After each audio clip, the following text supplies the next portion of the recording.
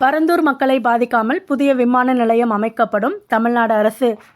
பரந்தூர் விமான நிலையத்திற்கு எதிராக மக்கள் போராடி வரும் நிலையில் தமிழ்நாடு அரசு விளக்கம் அளித்துள்ளது. மக்களின் வாழ்வாதாரம் நலன்கள் எந்த வகையிலும் பாதிக்கப்படக்கூடாது என்பதில் கவனமாக உள்ளோம். பரந்தூர் பசுமை வெளி விமான நிலையம் அமைக்கும் திட்டத்திற்கு எதிர்ப்பு தெரிவித்து 900 நாட்களுக்கு மேலாக தொடர் போராட்டத்தில் கிராம மக்கள் ஈடுபட்டு வருகின்றனர். போராட்டத்தில் ஈடுபடும் கிராம மக்களையும் போராட்ட குழுவினரையும் நேற்று தமிழக வெற்றிக் கழக தலைவர் விஜய் அவர்கள் நேரில் சந்தித்து அவர்களது போராட்டத்திற்கு ஆதரவு தெரிவித்தார்.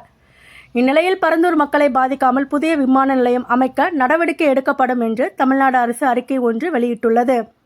அந்த அறிக்கையில் சென்னை மாநகரின் 2வது பெரிய விமான நிலையம் பரந்தூரில் அமைக்கப்படுவது குறித்து தமிழ்நாடு அரசு மிகுந்த கவனத்துடன் செயல்பட்டு வருகிறது. மக்களின் வாழ்வாதாரமும் நலன்களும் எந்த வகையிலும் பாதிக்கப்படக்கூடாது என்ற அடிப்படையில் தமிழ்நாட்டின் ஒட்டுமொத்த வளர்ச்சிக்கும் இளைஞர்களின் வேலை வாய்ப்புகளுக்கும் பொருளாதார மேம்பாட்டுகளுக்கும் உறுதுணையாக அமையும் என்பதால் இத்திட்டத்தை செயல்படுத்த முனைந்துள்ளது. இந்திய விமான ஆணையம் மேற்கொண்ட சாத்தியக்கூறு ஆய்வின் கண்டுபிடிப்புகள் மற்றும் டிட்கோ மேற்கொண்ட மேலும் விரிவான பகுப்பாய்வு ஆகியவற்றின் அடிப்படையில் பின்வரும் காரணங்களுக்காக கிரீன்ஃபீல்ட் விமான நிலையத்தை மேம்படுவதற்கு பன்னூரை விட பரந்தூர் தளம் மிகவும் பொருத்தமான தளமாக உருவெடுத்துள்ளது. பரந்தூரில் உள்ள திட்டத்தளம் வரவிருக்கும் சென்னை பெங்களூரு விரைவு சாலைக்கு அருகில் உள்ளது. இது மேலே விவரிக்கப்பட்டுள்ள மற்ற சாலை மற்றும் ரயில் இணைப்பை தவிர தேவையான இடங்களுக்கு எளிதாகவும் குறைந்த செலவிலும் சென்று வரத்தக்க இடமாக அமைந்துள்ளது.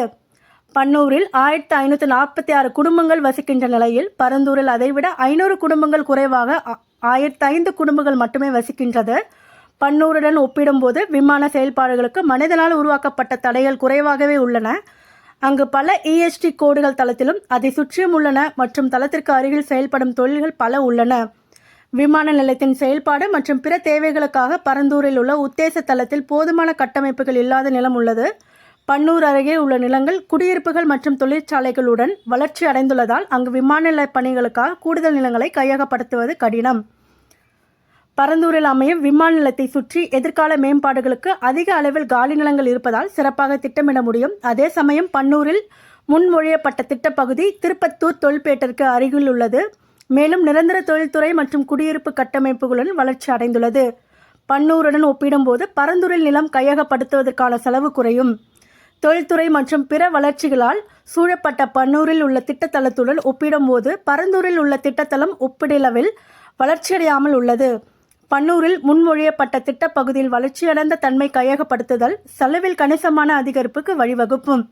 இந்த அரசு பொறுப்பேற்றத்திற்கு முன்பாகவே, அதாவது 2020ஆம் ஆண்டிலேயே முந்தைய ஆட்சியினால் பரந்தூர் விமான நிலைய இடம் தேர்வு செய்யப்பட்டது என்பது குறிப்பிடத்தக்கது. பரந்தூர் விமான நிலையத்தின் மூலம் தொழில் வளர்ச்சி முதலான பல்வேறு முன்னேற்றங்கள் ஏற்படும் வாய்ப்புகள் அமைந்துள்ளன. இந்த அடிப்படையில் தான் விமான போக்குவரத்து ஆணையத்தினால் சென்னை மாநகரின் 2வது விமான நிலையத்தை அமைத்திட பரந்தூர் பகுதி தேர்வு செய்யப்பட்டுள்ளது. ஒரு புதிய விமான நிலையத்தை உருவாக்குவது என்பது அந்த பகுதியின் பொருளாதார வளர்ச்சிக்கு மிகப்பெரிய உதவியாக இருக்கும். இந்தியாவின் மற்ற பெரிய நகரங்களான டெல்லி, கொல்கத்தா, ஹைதராபாத், பெங்களூரு ஆகிய விமான நிலையங்களுடன் ஒப்பிடும்போது சென்னை விமான நிலையம் மிக சிறியதாகும்.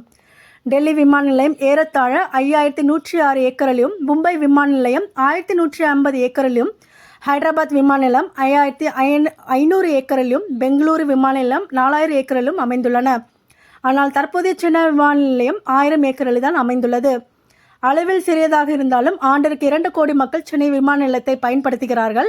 அடுத்த சில ஆண்டுகளில் இது 3 கோடிக்கு மேல் அதிகரிக்கவும் எனவும், அடுத்த 10 ஆண்டுகளில் 8 கோடி பயனாளிகள் சென்னை விமான நிலையத்தை பயன்படுத்துவார்கள் எனவும் மதிப்பிடப்பட்டுள்ளது. 2000ஆம் ஆண்டிலேயே தகவல் தொழில்நுட்ப பூங்கா போன்றவற்றை எதிர்கால நோக்குடன் அமைக்கப்பட்டுள்ளதால் தான் தகவல் தொழில்நுட்பத்தில் தமிழ்நாடு அபிரிதமாக வளர்ந்துள்ளது. அதுபோல் பரந்தூர் விமான நிலையம் எதிர்கால பொருளாதார புரட்சிக்கு அடித்தளமாக அமையும் என கணிக்கப்பட்டுள்ளது. பரந்தூர் விமான நிலையம் பயணிகளின் வசதி என்பதை கடந்து நாட்டின் தொழில் வளர்ச்சிக்கும் இன்றியமையாததாய் தேவைப்படுகிறது.